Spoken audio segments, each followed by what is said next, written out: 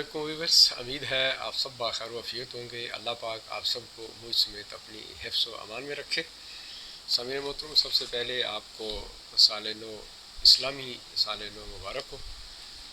और बात करते हैं हालिया बारिशों का जो सिलसिला पूरे पाकिस्तान में इस वक्त जारी है, इससे काफ़ी सारी तबाहकारियाँ हुई है, ख़ासकर बलूचिस्तान एरिए में और फार फ्लंग एरिया जो है जहाँ से अभी तक कुछ रिपोर्टिंग भी नहीं हो रही है और काफ़ी ज़्यादा नुकसान हुआ है।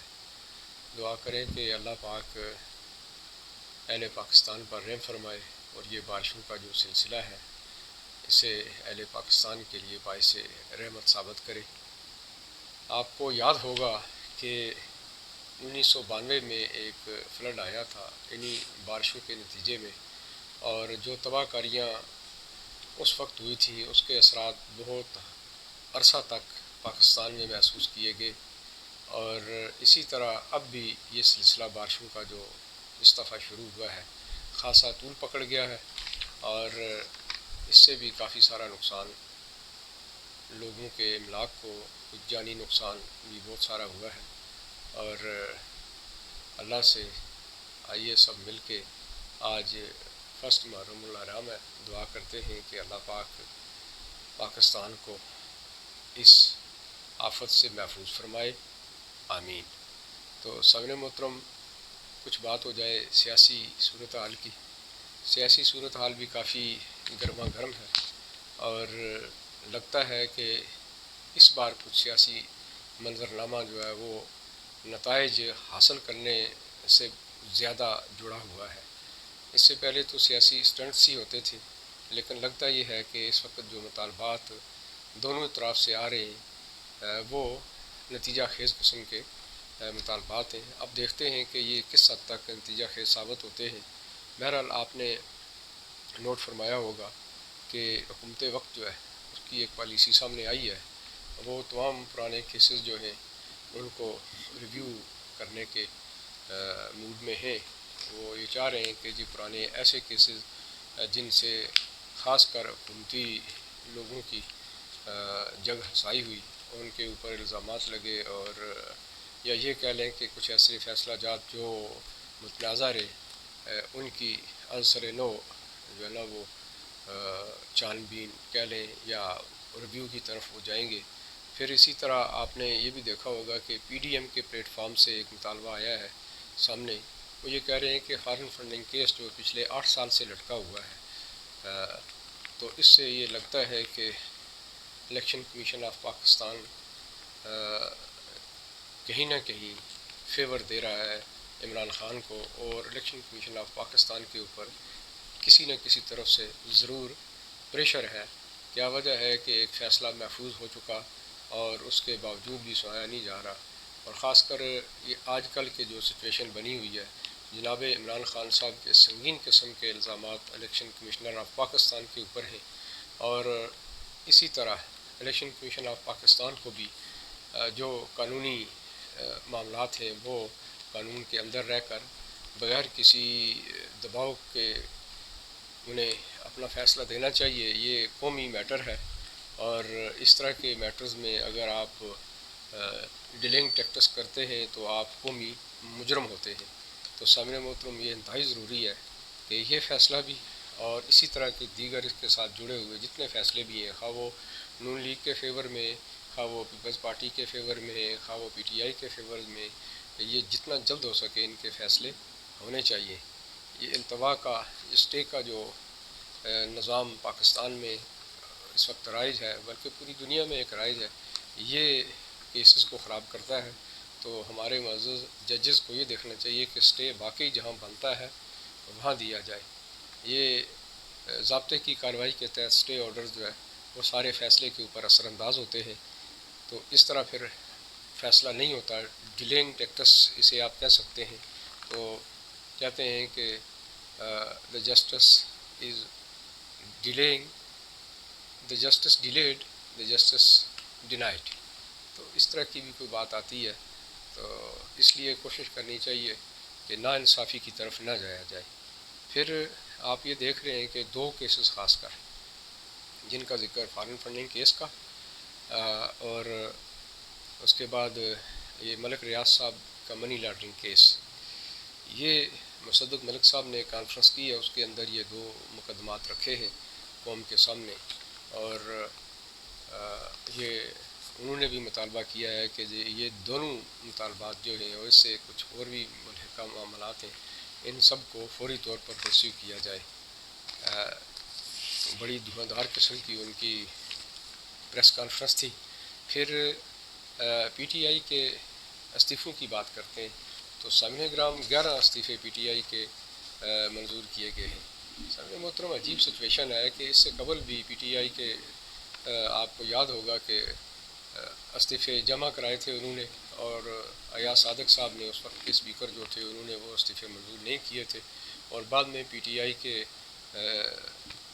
جو جماعت ہے اس نے، خاص کر عمران خان صاحب اینڈ کمپنی نے جو پاکستان میں عدم مچایا، جو تباہی مچائی، اس کا اثر آج تک لوگ بھگت رہے ہیں۔ اب بھی یہی سچویشن ہے کہ جب استعفے انہوں نے جمع کروا دیے تھے اور انہی کے ڈپٹی اسپیکر نے یہ استعفے منظور بھی کر لیے تھے، تو پھر ان کو اب قسط وائز جاری کرنا یا منظور کرنا یہ بھی منطق سے باہر ہے۔ اگرچہ کچھ سیاسی مقاصد ہو سکتے ہیں، لیکن کہتے ہیں کہ سیاسی مقاصد سے بڑھ کر قومی مقاصد کئی زیادہ اہمیت کے حامل ہوتے ہیں، تو کوشش یہ کرنی چاہیے کہ قومی مفاد کو ترجیح دینی چاہیے اور فوری طور پر ان کے استعفے منظور کر لینے چاہیے۔ اور اس کے علاوہ جو اس وقت جو نون لیگ کی اسٹریٹجی ہے وہ لگتا ہے کہ مصالحانہ قسم کی اسٹریٹجی ہے، جبکہ ان کے پاس اچھے خاصے کیسز کی فہرست بھی ہے، اور سب سے بڑھ کر یہ ہے کہ ایسے کیسز اور ایسے ثبوت ان کے پاس موجود ہیں جن کو یہ پیش کر کے کافی حد تک جو image P M L N کا خراب ہے اس کو یہ بہتر کر سکتے ہیں۔ لیکن افسوس کی بات ہے کہ ہر بار یہ مسلط سے کام لیتے ہیں، اور جب معاملہ آگے کو نکل جاتا ہے، وقت گزر جاتا ہے، تو اس کے بعد یہ پھر لکیر پیٹنا شروع کر دیتے ہیں اور کریڈیبلٹی لینے کی کوشش کرتے ہیں۔ حالانکہ سیاست میں اس طرح کی کوئی کریڈیبلٹی باقی رہتی نہیں ہے۔ سیاست نام ہی بر موقع سیاست کا ہوتا ہے، نہ کہ آپ اسے تاریخ بناتے رہیں۔ لازمی بات ہے جب آپ کوشش کریں گے اسے تاریخ بنانے کی تو آپ الٹیمیٹلی بہت سارا نقصان کر چکے ہوتے ہیں، اور یہ نہیں کہا جا سکتا کہ اس وقت آپ کا سروائیول یقینی ہو۔ تو سامعین محترم، اس طرح کی سچویشن کچھ نون لیگ کے ساتھ ہے، جس کی وجہ سے اس وقت نون لیگ کا گراف انہی کے جو کارکنان ہیں ان میں گر رہا ہے۔ وہ یہ کہہ رہے ہیں کہ یہ جماعت اگرچہ ان کے پاس بڑے مدلل قسم کے بیانات بھی ہیں، بڑے اچھے ثبوت بھی ہیں، اور میٹیریل ان کے پاس اچھا خاصا ہے کہ یہ مخالف جماعت کو، خاص کر پی ٹی آئی کو آئینہ دکھا سکتے ہیں اور قانونی چارہ جو اختیار کر سکتے ہیں۔ لیکن جیسا کہ میں نے کہا کہ یہ تاریخ بنانے کے چکر میں ہوتے ہیں کہ جی ہم نے نہ چاہتے ہوئے بھی ایسا کیا، تو یہ تاریخیں بعض اوقات الٹ ثابت ہوتی ہیں۔ تو سامنے محترم، سیاست میں برموقع فیصلہ اور وقت پر فیصلہ، جسے کہتے ہیں کہ موقع پرستی انتہائی اہم ہوتی ہے۔ اگر آپ چوک کے تو آپ نشانہ چوک جاتے ہیں۔ تو سامنے محترم، یہ کچھ معاملات ہیں۔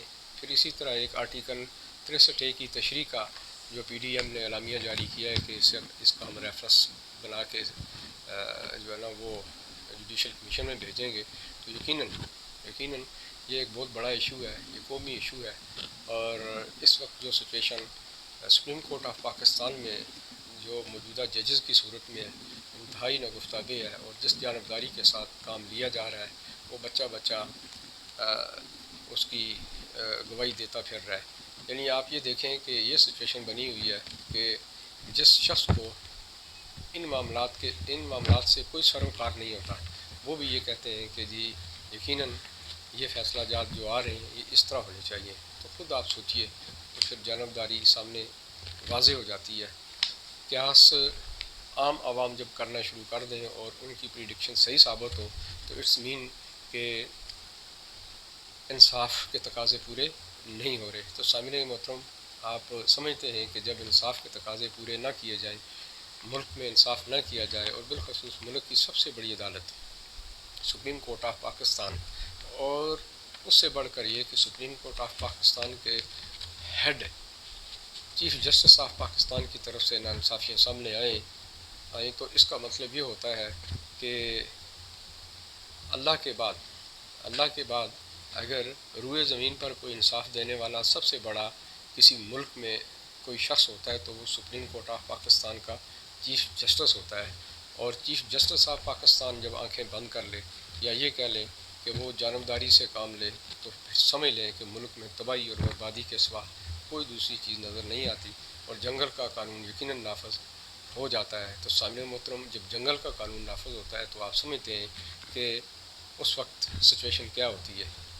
اس سے قبل بھی میں اس کا ذکر کرتا رہتا ہوں، اس لیے کہ دنیا میں سب سے بڑھ کر اگر کوئی اہم چیز ہے تو وہ انصاف ہے.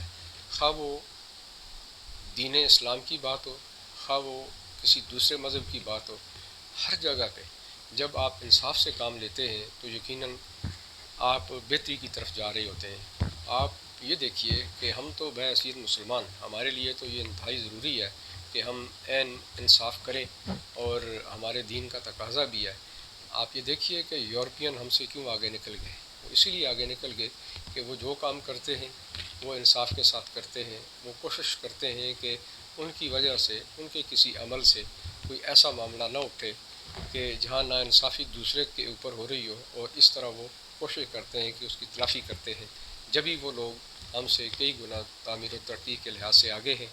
یہاں پر تو سچویشن یہ ہے کہ عام روزمرہ جو مقدمات ہوتے ہیں ان میں تو جو معاملہ چھوٹی عدالتیں کر رہی ہیں یا بڑی عدالتیں کر رہی ہیں عام لوگوں کے ساتھ، پبلک کیسز کے ساتھ، وہ تو ڈھکی چھپی ہے نہیں ہے. جو حالات ہیں انتہائی سنگین ہیں.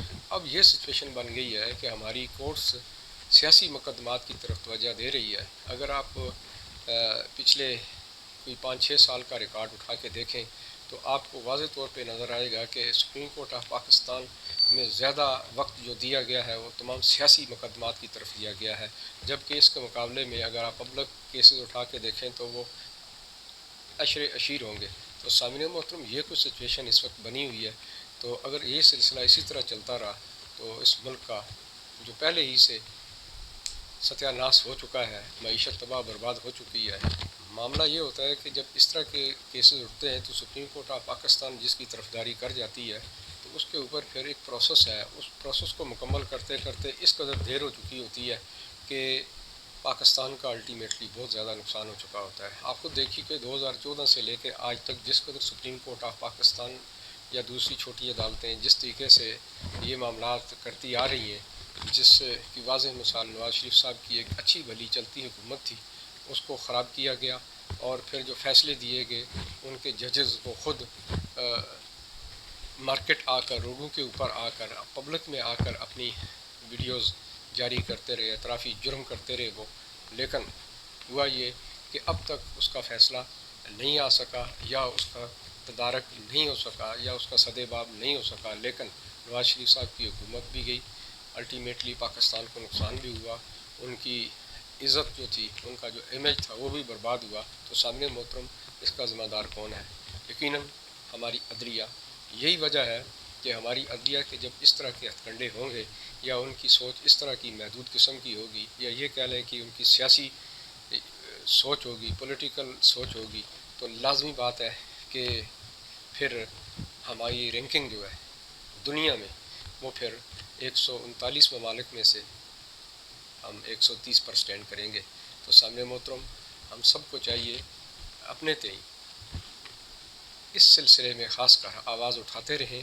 اگر انصاف کا بول بالا ہے تو یقیناً آپ کا ملک ترقی کرے گا.